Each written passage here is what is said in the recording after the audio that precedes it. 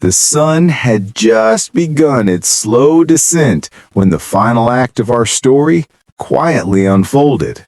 A golden light stretching across the yard, touching every corner of the place that it nearly slipped out of my hands. Standing there, looking at the ranch I had fought so hard to reclaim, there was a strange mixture of exhaustion and peace resting inside me. For the first time in weeks, everything was still. No HOA members lurking near the gate, no threats taped to my door, no auctions planned in secrecy. Just silence. And in that silence, the truth fell louder than ever. Everything they had tried to take from me had only made me more certain of what I was meant to protect. What started as a simple trip away ended as a battle I never expected to fight. A conflict against people who believed authority gave them the right to rewrite someone else's life. They had underestimated me, underestimated how deeply the ranch was tied to everything I was. But even now, with victory in hand, winning didn't feel triumphant. It felt necessary.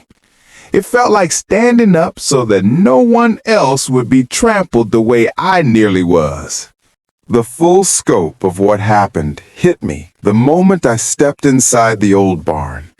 The dust, the smell of hay, the tools still hanging where I'd left them weeks before. Everything was as I remembered it, except for one thing. The security camera light is blinking. A reminder of the night they broke in. A reminder of how easily things could have gone differently. I found myself stopping in front of the feed room door. That was where the HOA president had tried to stage evidence.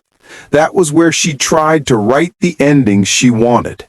And now, standing there, I realized how important the truth was. How important it always had been. People say justice is slow, but for once it felt almost swift. Within days of exposing the HOA's actions, the fallout rippled through the entire neighborhood. Homeowners who had once voted blindly began demanding transparency. Meetings that used to end with smug smiles now ended with anger directed at the board. The president, the same person who once marched around as if she owned every inch of the community, found herself stripped of authority, her position dissolved, her influence gone. Watching it happen wasn't satisfying. It was surreal.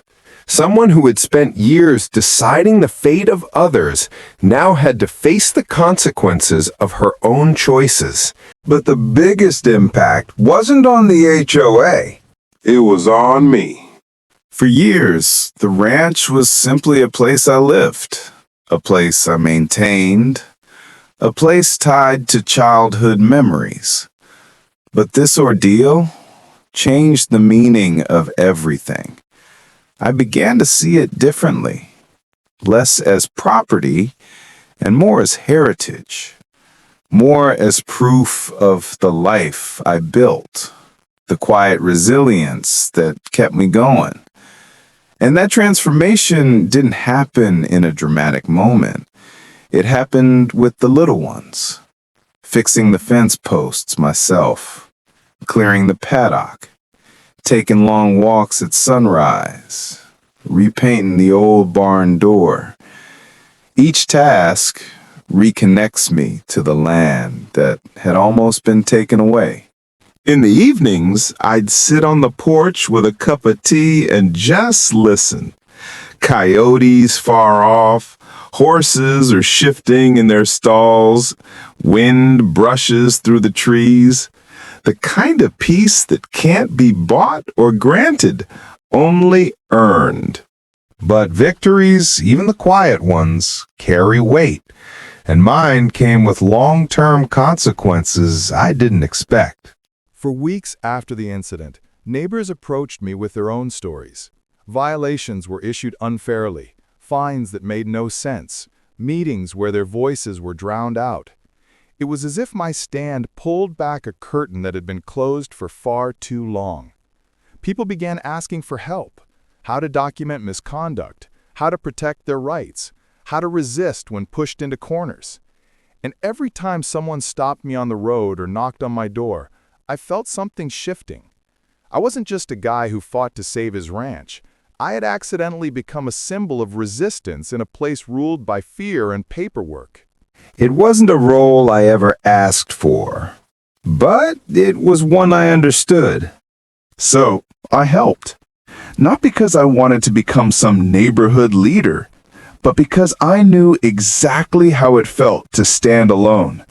And if my experience could keep someone else from facing the nightmare I did, then maybe all of it, the stress, the anger, the long nights planning my next move, meant something. Soon, the community transformed. Meetings were no longer dominated by the same handful of people. New leadership emerged, calmer voices, fairer minds, people who remembered they were elected, not crowned. Rules didn't disappear, but they became reasonable, transparent, logical. Violations were reviewed instead of rubber-stamped. Hearings became actual hearings, not formalities used to intimidate. And slowly, the shadow that once loomed over the neighborhood began to fade. Not completely, because power always leaves traces, but enough that people felt the difference. But the greatest impact unfolded within me long after the noise had faded. Something deep shifted. My tolerance for mistreatment, my patience with injustice, my willingness to stay silent. I had spent too many years letting things slide, thinking conflict wasn't worth the energy. But this ordeal taught me something life-changing. Silence isn't peace, it's surrender. And once you break that silence, once you take a stand, it becomes impossible to go back to who you were before. The first major test came 3 months later. A developer approached, offering to buy a large portion of the neighborhood for a revitalization project. On paper, it sounded beneficial, but the contract was predatory, disguised with legal jargon meant to confuse the average homeowner. Most people didn't notice the clause allowing eminent domain-style removal if they declined improvements. The same tactic had been successful in other regions because no one bothered reading the fine print. But I recognized the pattern immediately.